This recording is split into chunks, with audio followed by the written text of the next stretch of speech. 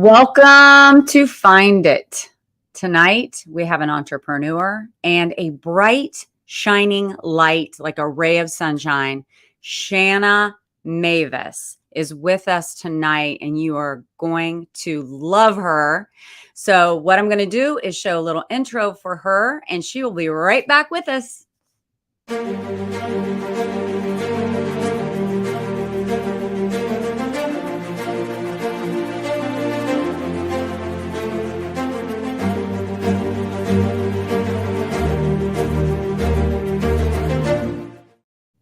Hello, Shanna. How are you?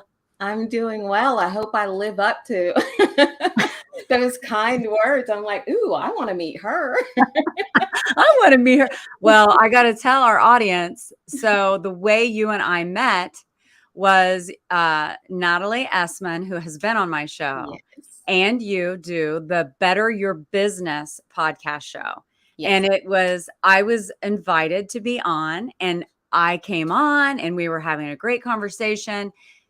And then Natalie froze. So it was just you and I felt like I had known you my entire life. I loved your energy, your positivity, and what you're so smart, you're so brilliant, and you have that big beautiful smile, and then the way you word things. I just was like, "Oh, I've got to have her on Find It." So welcome. I'm so glad you're here. I want to start out by, let's just give our audience a little background about you. Like, where are you from? Where you living now? Give us the deets. Yeah, I was born in Oklahoma, small town Oklahoma, but I feel like that's kind of all Oklahoma is. It's just small towns.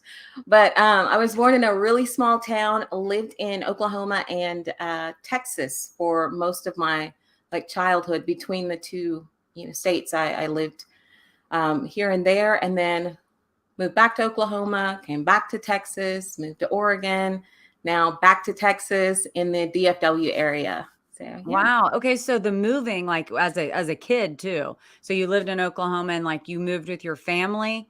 Yeah, my great aunt started a church in Dallas. She was called to start a church in Dallas, and my mom, single mom with myself and my sister, she was just like, okay, let's go to Dallas, just to support for her. Well, that's my understanding of the story. It's just this kind of support for her and support for my mom as well. It gave her the opportunity to raise us herself, and she had assistants there. And so it was moving here for that. And then as we got older, my grandmother, who lived in Oklahoma still, she was just like, hey, they're kind of aging out of just being able to hang out with their great aunt. And she had moved into kind of the parsonage for the church.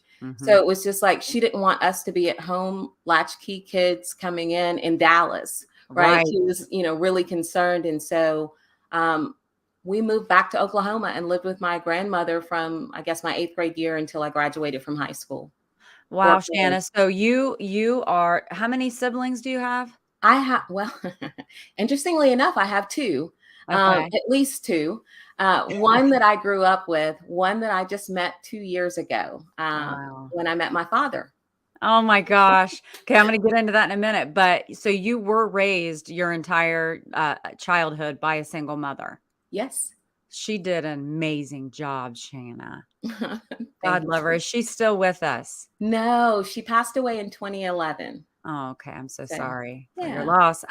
But I mean, I just think that, kudos to her being a mother and you, I know who you are and your successes and just your beautiful energy. So I just think that mothers like that need an award. That's what I think.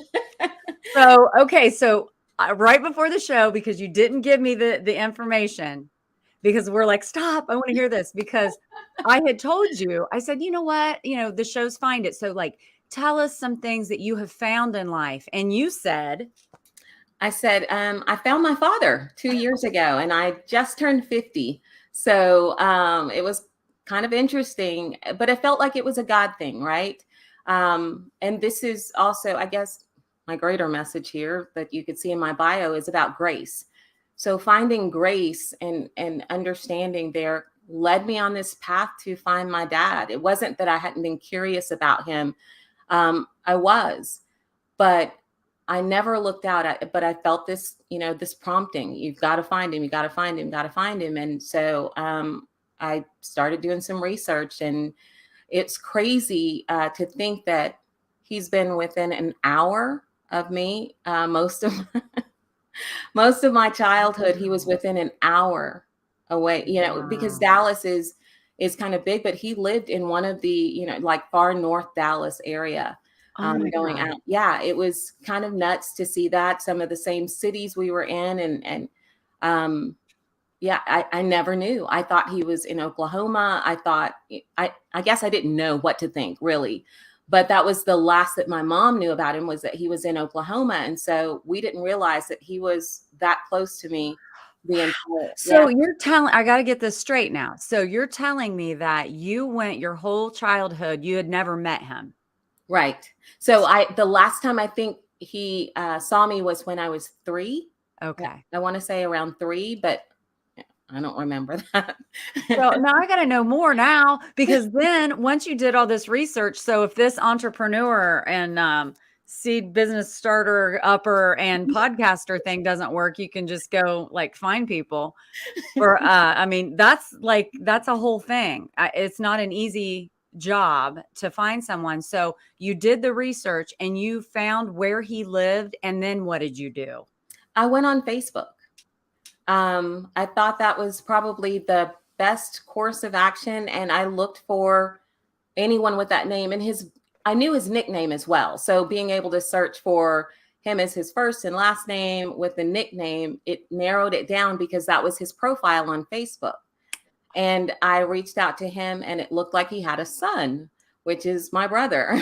So I reached out to both of them, and I was like, not trying to blow up your spot, but hey, ask your dad if he knows my mom, because I think we're related. And so he reached out to me. It was December of 2020. So Wow. I talked to them for the first time on Christmas Eve in 2020. In person? No, just on the phone. Okay. We And I was met. going to say 2020 was a whole complete Yeah. different world in itself. And during this time, you're researching and finding your father. Yeah, and I reached out in June or July, and I didn't hear anything back. And so I was like, okay, God, I did it. I did my part. I tried. I didn't feel like I was missing anything. So it wasn't like there was any loss felt.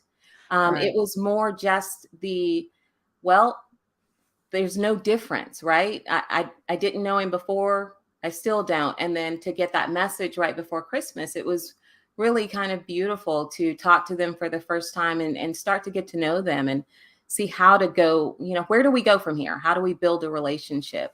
Wow. And Shanna, then do we you met. guys still talk? Yeah. Wow, that's Yeah. incredible. So would you give, like, if someone watching or future watchers, listeners would say, "Oh gosh, I've always thought about reaching out to find a loved one." Um, in your experience, and what would you tell people to do? To go for it or not, or what? I would say pray about it. Yeah. And yeah, absolutely. Go for it, because and this was one of the last blogs that I wrote recently. It was about my meeting them, and just the opportunity to love more. It Mm, wasn't that there was anything, like I said, there wasn't a void that I felt. It was more of just a calling to meet people that happen to be related to me, but there's an opportunity to love and to gain an understanding, and for mm. grace and forgiveness, and just who are you? I want to know, because I want to understand, nature, nurture, that whole thing. Can I escape the crazy? Is it on both sides? Uh, Exactly. Well, it is, and health-wise too, it's good to yeah. know for your own health, right? And that's so true. But I just feel like your perspective on how you came to find him and to meet with him and now have a long, relationship, sort of, right? I mean, you guys talk still, is a beautiful perspective, because it's not that you wanted to meet him to say, thanks a lot for being there. Hey, it was more of coming from a place of love. And, it was inspired to you feel in your heart through God that gave you that feeling that you had that yearning to find him, and you did it. So I think it's amazing. That's Yeah. really cool. Did you ever feel when you were growing up that you were missing something? I think there were times that I felt that way. Of course, graduation and the big events in my life. Mhm. He didn't know that he had grandchildren.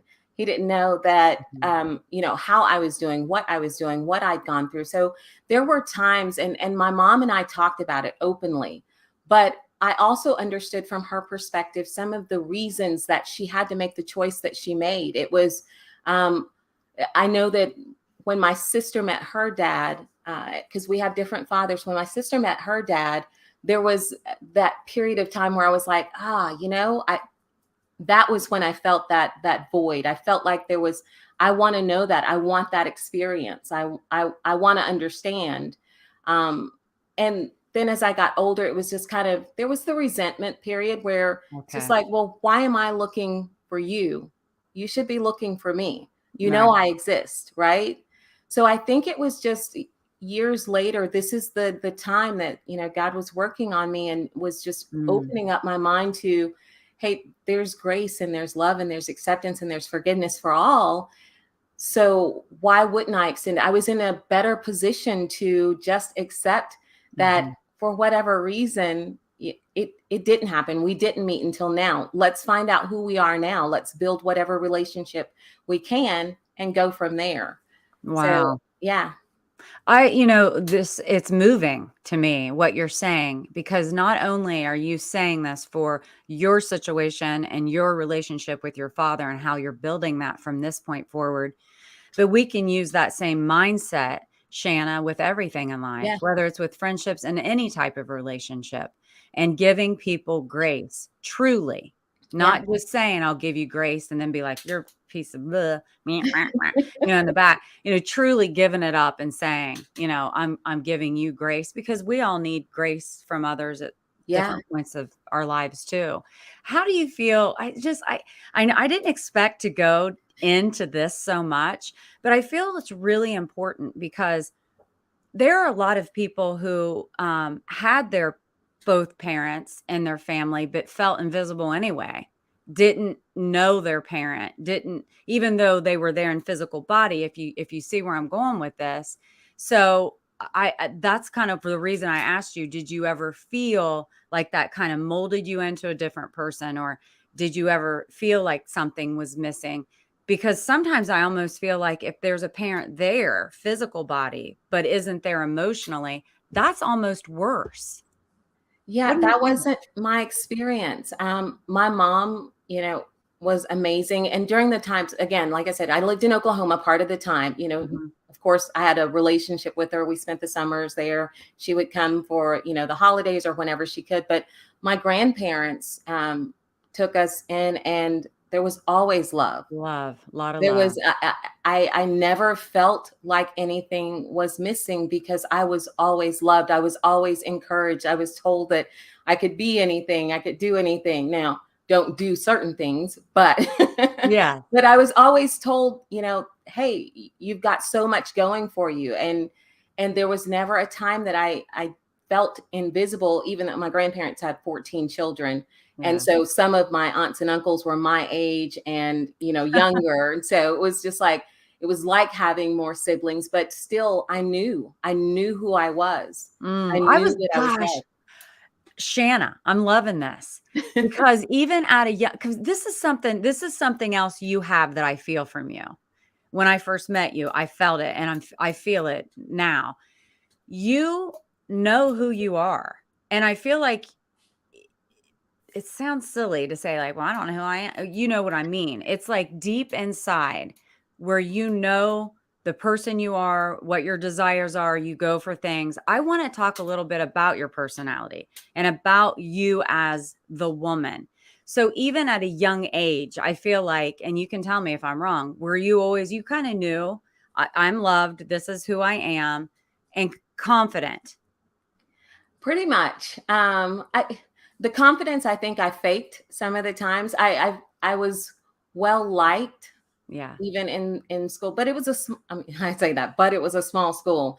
It was a really small school, but so everyone liked everyone for the most part. Yeah. um, but I was confident because I always had people pouring into me that were just like, you're doing great. That I guess I never, I mean, there were times that I know I felt like a victim, or I felt like, I could have done better, or not everyone was nice to me. Of course, there were unfair circumstances or situations, but for the most part, I had teachers that supported me. I had my family, the ones that my aunts and uncles that were around me, that are still around me, that are still supporting me to this day. Mhm. I've always had, I've been blessed in that way, that I've Mhm. always had that care and the favor of different people that just looked out for me and said, hey, I'm going to do this, or there's this thing that you should get into and try doing this. And it went into college the same way. My professor wanted to make sure, my advisor wanted to make sure, since I was going into computer science, he was like, okay, I'm going to get you hooked up, you're going to work in our department, you're going to do all of these things. I always had people that believed in me, and so it made it a Mhm. lot easier for me to have that confidence and believe in myself. That's incredible, because there's some other things too. So, this is important for us as parents to pay attention to, and not just parents, but like us in any child's life. Positive reinforcement's huge. Yeah. It's being able to articulate that you love a child, but show them the attention and be present with them. Because people say, the old saying, sticks and stones may break my bones, but words will never hurt me. That is such a lie. I know. It's a lie. Words hurt, and especially children. So we got to be very careful Yeah. to the encouraging words and the loving words, and the I've got you, you're back, you're good, go for it, you're great. So that speaks volumes to me, that you people poured love into you. Oh, look, Natalie's on. I want to give a shout out to all the people watching and piping in with little comments here and there, Rick and Clayton and Mary, and um, believe in yourself. And I think that's, who is that? I know who he is. I can't think of his first name right now. Natalie Essman, Julie. He said, believe in yourself, said, to know myself, I needed to embrace my crazy. Quite a ride so far. That's so funny. Yes. And so Julie Preston, all these people coming in saying hello to you. And it's just an amazing, you're an amazing guest. You have a lot to offer because of you. Just, I want to talk about too, that not just the love that poured into you from your family, but you were raised in church. Yeah. So, you mentioned that, was it which it was an aunt that was a pastor? Yeah. She was, you always appreciate people more after they're gone. But she was a pastor, and this was, I guess, in the 80s.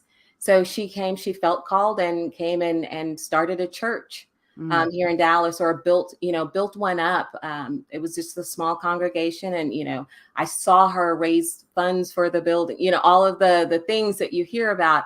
I saw what she poured into it. And, while I don't necessarily agree with every stance that she took on how we were raised, or certain things, she lived like she believed, mm, right? And there was a period of my life where I walked as far away from the church as I possibly could, because I just couldn't reconcile everything. mm, I needed to, that was part of finding out who I was. And then, of course, taking that journey and then coming back, as an older adult, saying, okay, I choose to live my life this way. mm. I want to better understand, what I'm here for and how I can help people, and Yeah. more these past couple of years. That's where it keeps coming back to grace. It keeps coming Mm, back to this unmerited favor. And if it was so freely given to me, why wouldn't I give that to other people? I know how it's changed my life. I Mm, know the grace that I've had from other people, just like you said, just like with support, just the positive reinforcement. All of those things have so impacted me, and the way that the person that I've become, I want others to feel that way. mm. And so many people don't. You're right. You're right. It's interesting to me too, because a lot of people who are really raised in a church, like, every Sunday, every Wednesday night, the whole 9 yards, a lot of people go away for a while. Yeah. And It is a and lot. a lot of people go, yeah, and, they think, "Well, is this what I really want for myself, or is this just because this is all I've ever known?" But it seems to me the larger percentage always come back on their own, and they have a new appreciation for it like you did.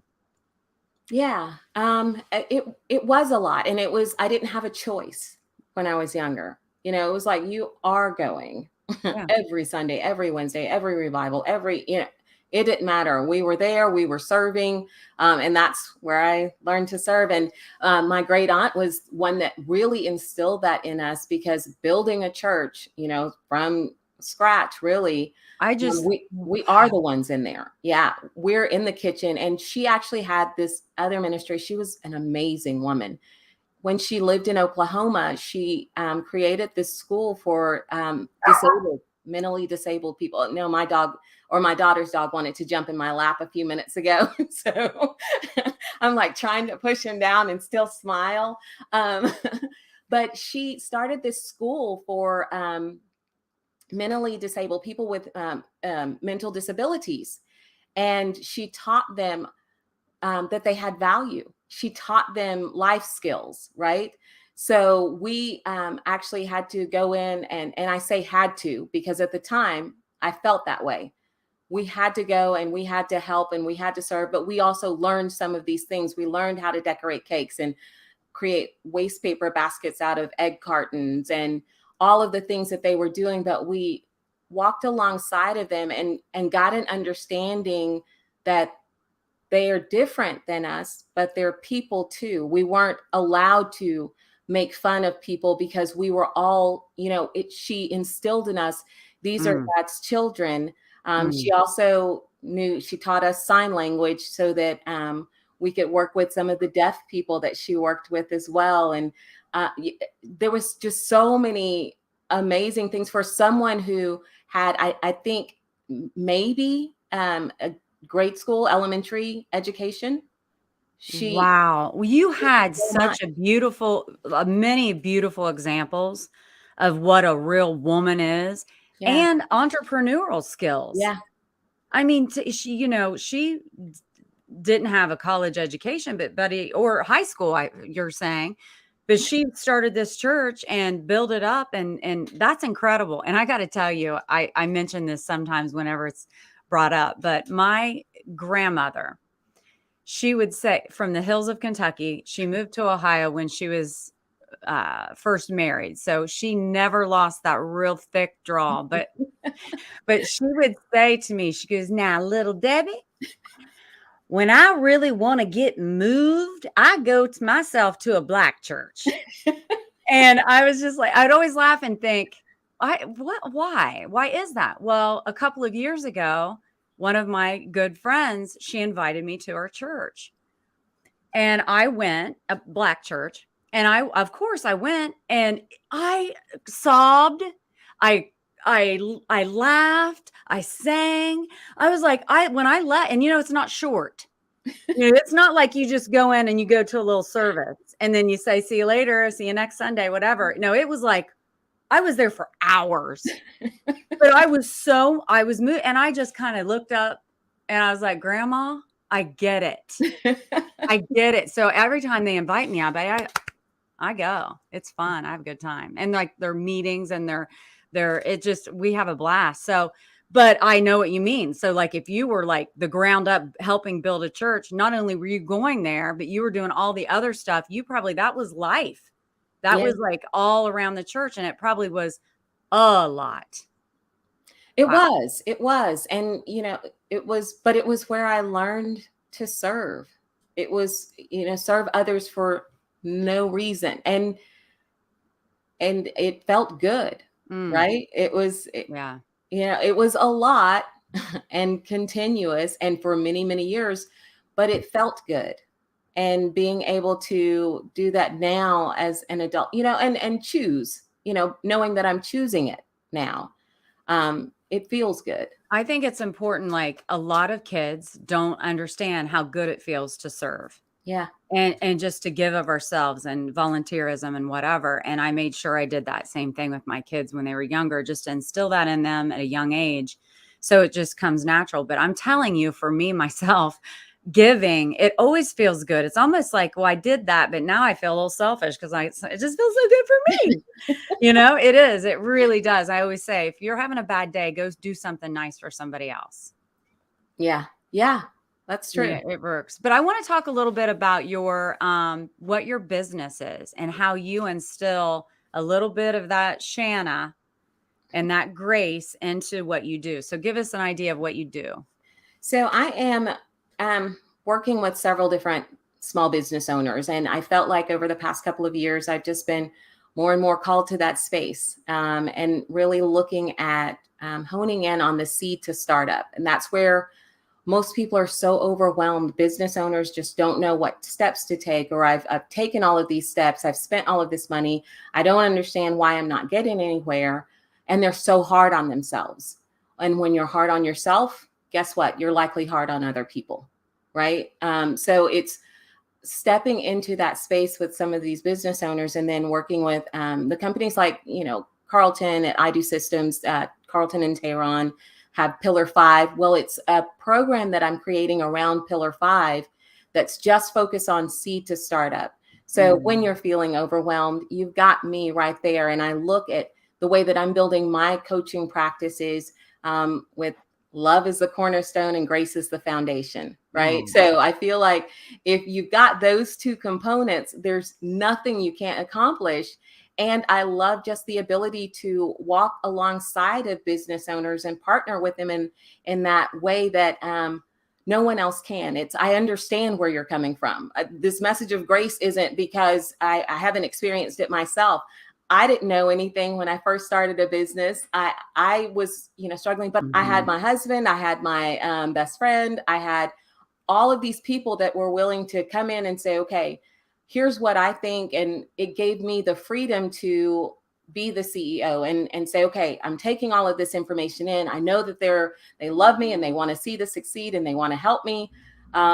But it's still ultimately my decision. And so it's giving that same thing to someone else and finding other people that will partner with them, that will just share and help them achieve their vision, because it feels so good to see that needle moving. And so I love that space because Mm. it offers the opportunity for me to, hey, it's okay. You don't have to know it all. We're going to find the resources. Nothing is wasted. Let's do this. It's so cool because, I mean, there are so many people out there that want to help already existing businesses, help them get to the next level.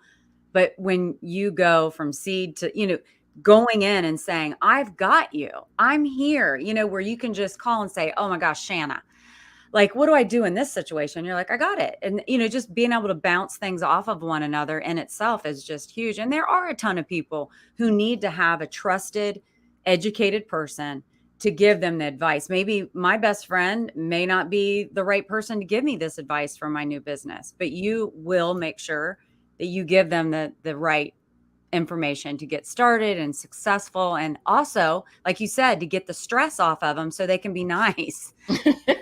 When we're stressed out, it's like, "What do you want? Your customer," "Oh."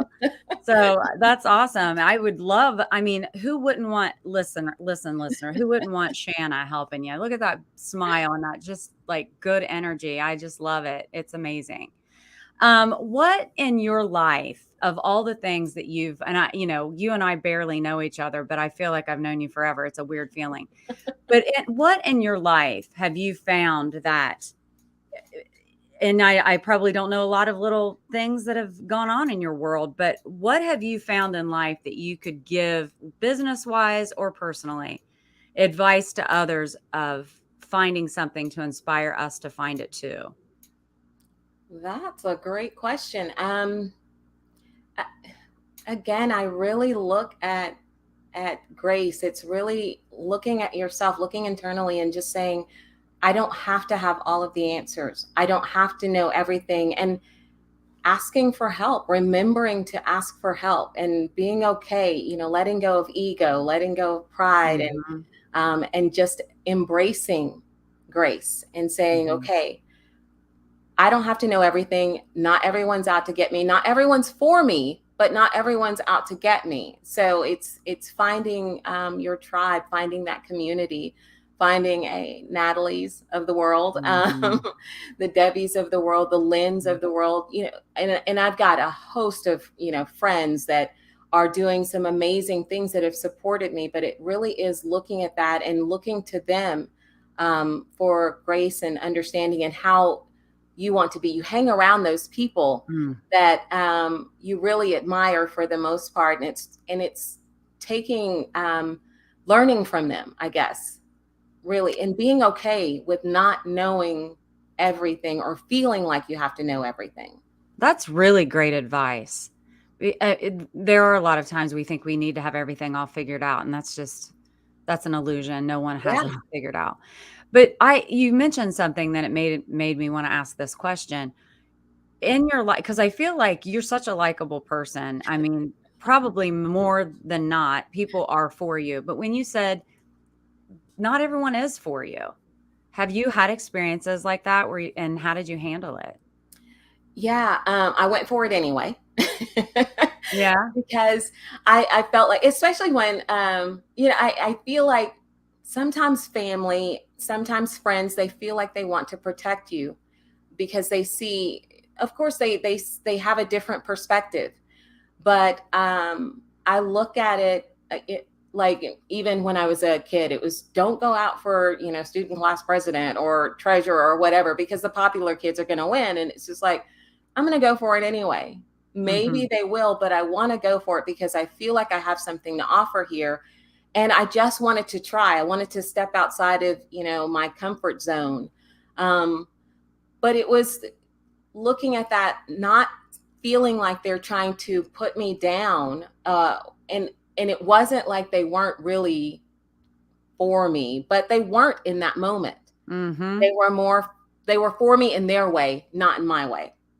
That makes sense to me, and I know, there are times where I've wanted to try something and the fear of my mom, "Oh, that make me are you sure you want that could you could" and then you're like, "Well, do I?" So we have to be strong enough in our desires for what we wanna achieve, and if you really do want to do it yourself, you really need to, and not let people hold you back, even when they have your best interest at Yeah. heart, even in those situations. But I just so appreciate you being on, Shanna. And I want to give you this opportunity for the next 5 minutes to, if there's anything that you would like for everyone to know. There's a couple of things I would like them to know. You have a blog called Shenanigans. Yes. And I say shenanigans too. I'm like, oh, I'm just up to shenanigans.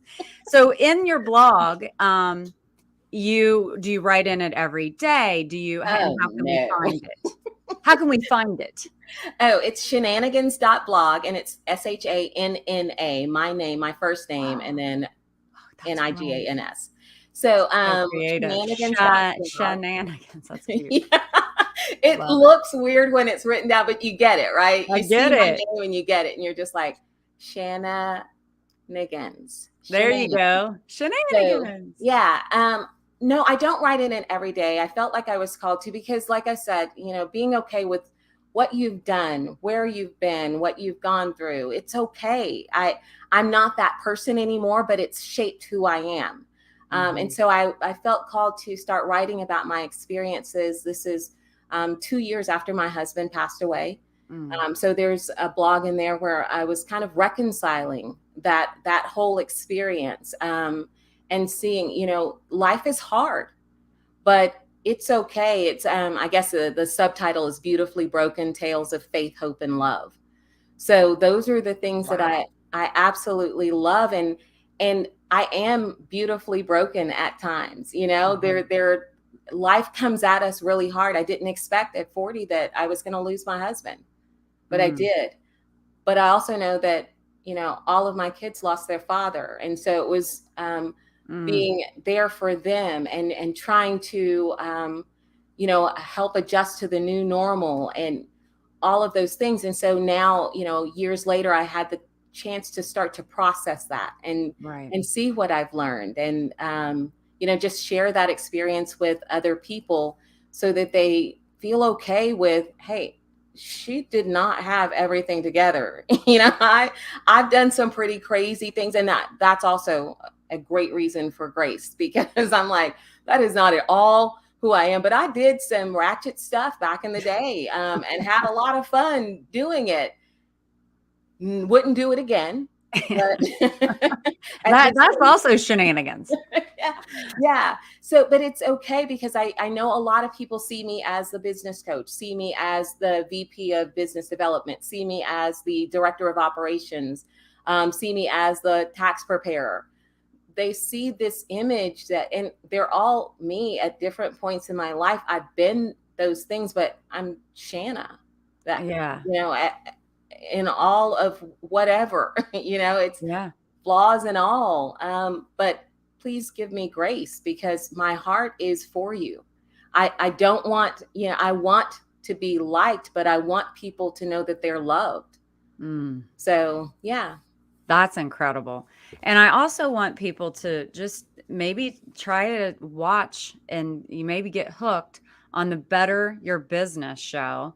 And that's on, are you Central Time? Yes, I am So central. it would be, what is it, Thursday nights?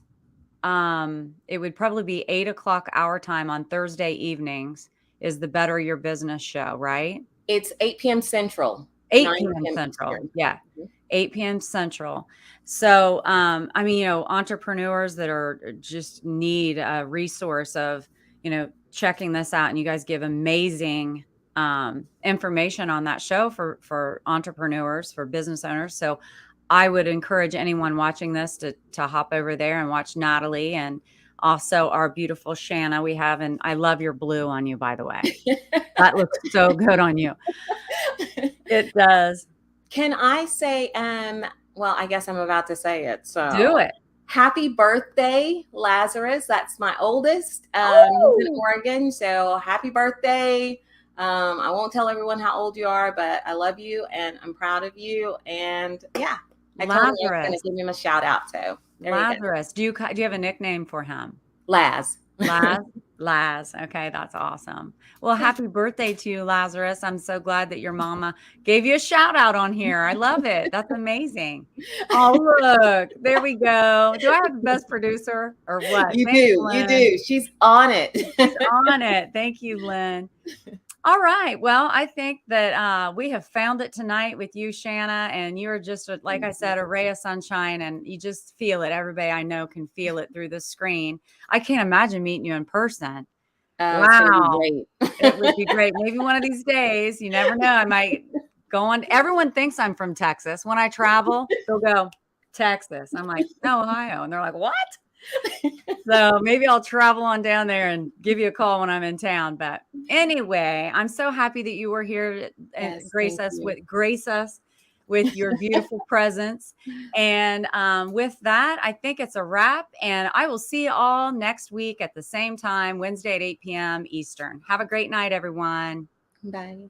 That floats around me, keeping me safe and sound. And when I fall, you tied around